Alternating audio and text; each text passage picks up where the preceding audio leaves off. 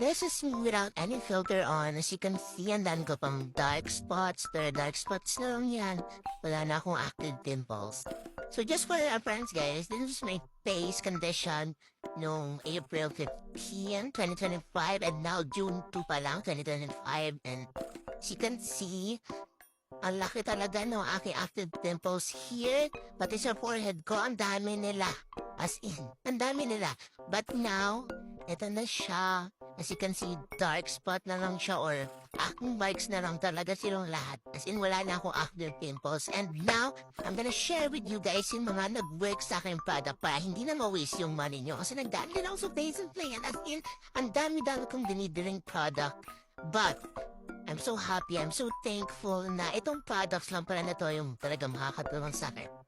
So, 4 products lang naman yung recommend ko now, pero marami pa akong ginagamit.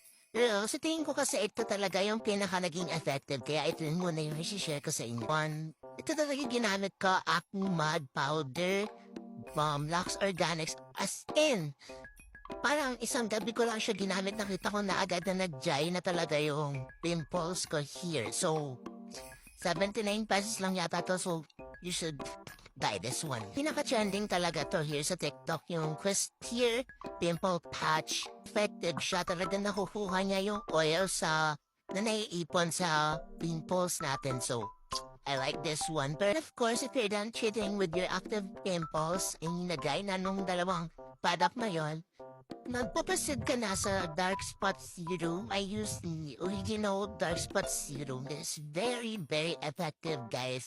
Talagang 2 weeks pa lang, pangalawang battle ko na nga pala to. 2 weeks pa lang, nakita ko na agad yung result. Talagang nag-lighten up yung skin ko.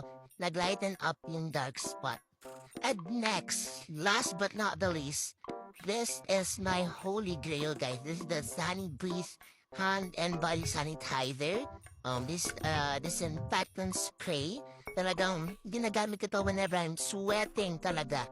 Especially nag-training kasi ako, guys. Lagi akong pawisin. So, nispray ko siya para ma-avoid ko yung mga patubo pa lang na acne. So, help ko kayo, guys. And come on, it's 2025. Let's all glow and have that perfect glass skin. Bye!